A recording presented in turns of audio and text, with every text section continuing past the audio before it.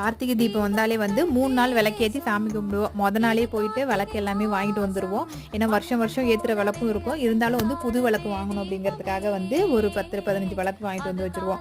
இந்த தடவை வந்து பசங்களுக்கு எல்லாத்துக்குமே லீவு கண்டினியூவா 3 டேஸ் வந்து மழை பெய்யறதுனால லீவ் விட்டாங்க. அதனால தாரு தெய்வம் வீட்டில தான் இருந்தாங்க. இங்க தான் விளக்குக்கு பொட்டெல்லாம் வைப்போம்னு சொல்லிட்டு தாரும் தெய்வாவும் தான் குங்குமம் மஞ்சள்லாம் வச்சுட்டு இருந்தாங்க. தாரு தான் இந்த தடவை விளக்கெல்லாம் ஏத்துனா. திருக்கார்த்திகைக்கு நாள் தான் பரணி தீபம்.